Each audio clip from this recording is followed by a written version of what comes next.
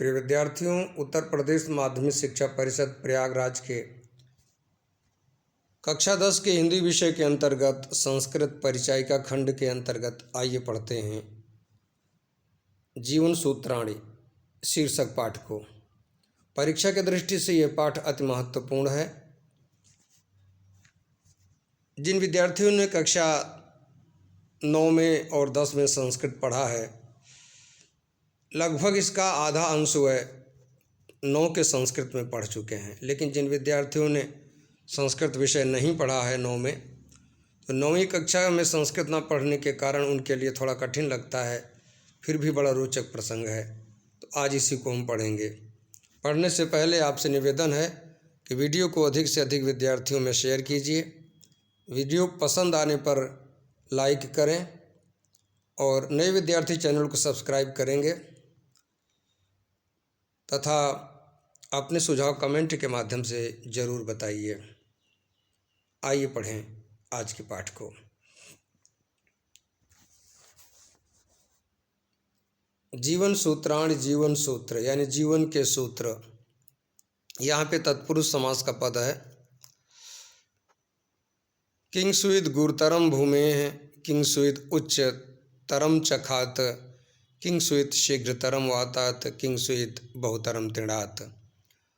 माता गुरुतरा भूमेः खात पितोच्चतरस्तथा मनः शीघ्रतरम वातात चिंता बहुतरी तृणात्। किंसुविद प्रवसतो मित्रम किंसुविन मित्रम गृहे सतः आतुरस्य च किंग मित्रम किंसुविन मित्रम मरिष्यतः। सारथः प्रवसतो मित्रम भार्या मित्रम गृहे सतः आतुरस्य भिषक मित्रम दानम मित्रम मरिष्यतः। विद्यार्थियों, महाभारत के वन पर्व में पांडवों के अज्ञातवास काटने का यानी अज्ञातवास के समय को व्यतीत करने का दृष्टांत मिलता है। उस समय एक दिन ऐसा भी आया था कि तेज गर्मी और प्यास से पांडव परेशान थे। युधिष्ठिर के कहने पर अर्जुन, भीम, नकुल इत्यादि एक एक करके सभी लोग जलाशय पर जल पीने के लिए जाते हैं। वहाँ पर दूर एक जलाशय दिखता है, जिस जलाशय का स्वामी यक्ष है। यक्ष देव जाति का एक जाति है। तो यक्ष का जो सरोवर था, यक्ष का यह प्रश्न हुआ करता था कि यहाँ पर पानी पी करके लोग अपनी प्यास बुझा सकते हैं, लेकिन पहले लोगों को हमारे प्रश्नों का उत्तर देना होगा।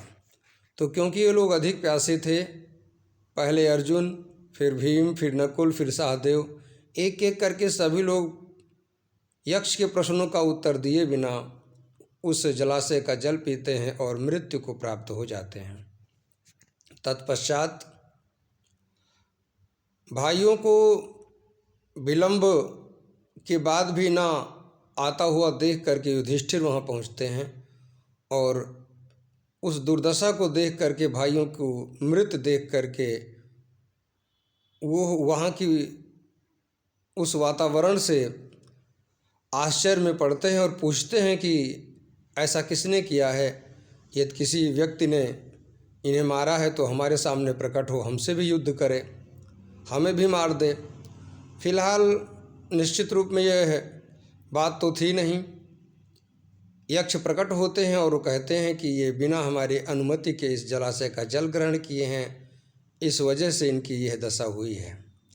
क्योंकि आप भी यदि बिना हमारे प्रश्नों का उत्तर दिए जल पिएंगे तो आपकी भी यही दशा होगी।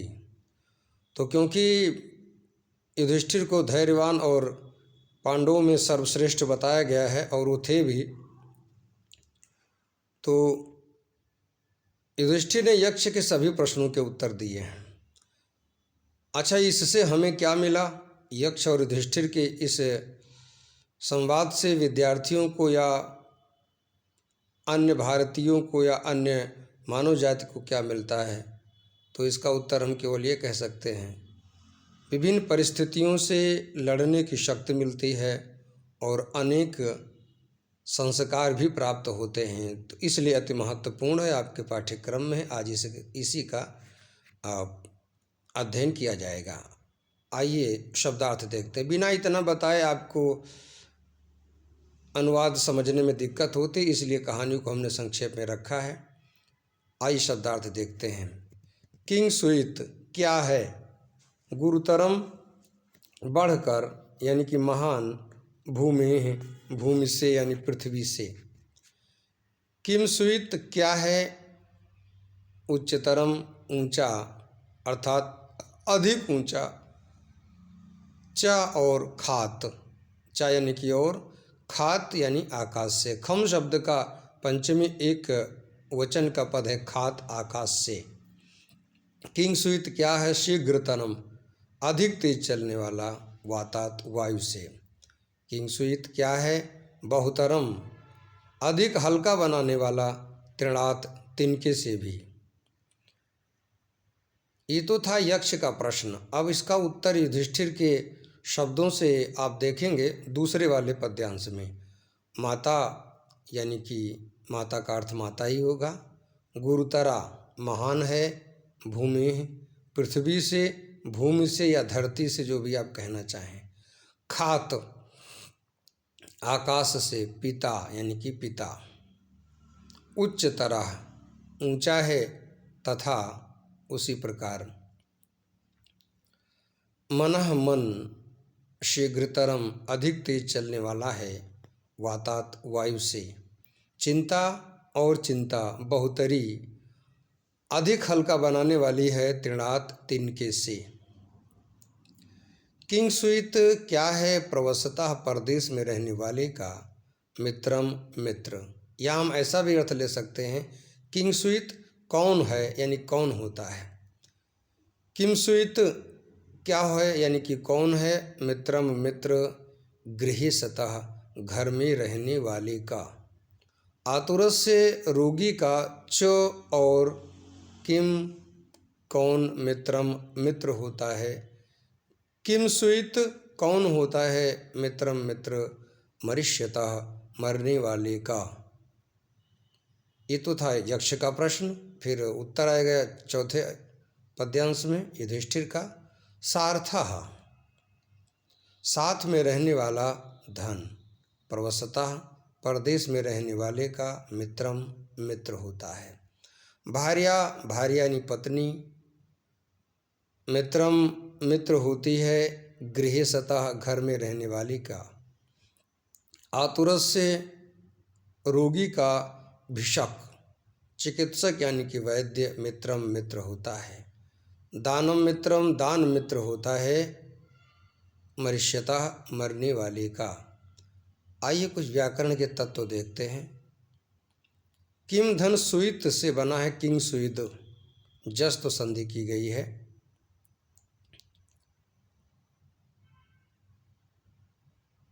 गुरुतरम, किम-सुइत धन गुरुतरम, यहाँ जस्त संधि की गई है। किम और सुइत शब्द में यदि संधि देखते हैं तो अनुनासिक संधि है।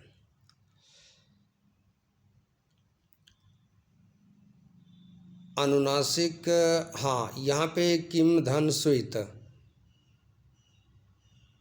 माँ का अनुस्वार हुआ है, अनुस्वार संधि हुई है। ध्यान दीजिएगा, थोड़ा सा मैं भी भ्रमित हुआ था। किम-सुइत क्या है? इतने शब्द में अनुस्वार संधि है। और किंग-सुइत धन उच्चतरम, यहाँ जस्तु संधि है। इसी प्रकार से पिता धन उच्चतरह धन, तथा पिता धन उच्चतरह, यहाँ पे गुण संधि है। और उच्चतरह धन, तथा यहाँ पर विसर्ग संधि है। यहाँ पर जो किंग-सुइत है वो लगभग सभी जगह है। कहीं ता का दा हुआ है, जहाँ दा हुआ वहाँ जस्त संधि हुई है, लेकिन यहाँ पर ता का ना दिख रहा है। इसे देखिए, किंग-सुइत धन मित्रम, यहाँ पर अनुनासिक संधि है, ता का ना हो गया है। ऐसे यहाँ भी है किंग-सुइन मित्रम, यहाँ भी ता का ना हो गया है, और बाकी सब पूर्ववत है। आइए इसका प्रसंग समझते हैं। पहले पद्यांश को देखिएगा। प्रस्तुत संस्कृत पद्यांश में यक्ष प्रश्न करते हुए युधिष्ठिर से कह रहे हैं, पृथ्वी से महान कौन है और आकाश से अधिक ऊंचा क्या है?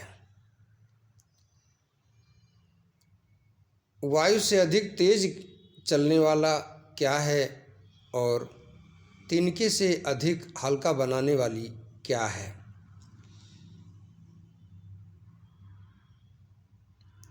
युधिष्ठिर बोले,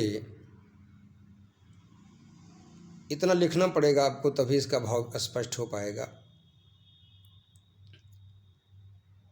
माता भूमि से यानी पृथ्वी से महान है और पिता आकाश से अधिक ऊंचा है।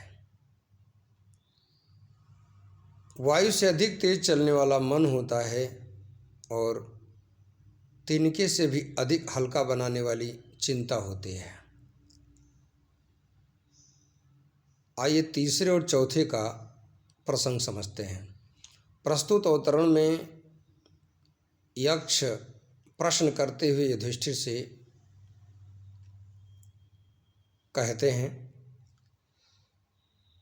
परदेश में रहने वाले का मित्र कौन होता है और घर में रहने वाले का मित्र कौन होता है?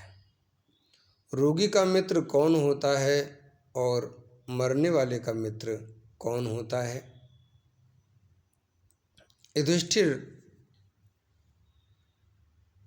ने उत्तर दिया, साथ में रहने वाला धन परदेश में रहने वाले का मित्र होता है। घर में रहने वाले का मित्र पत्नी होती है। रोगी का मित्र चिकित्सक यानी वैद्य होता है और मरने वाले का मित्र दान होता है। विद्यार्थियों, आज यहीं तक। शुभम भूयात्।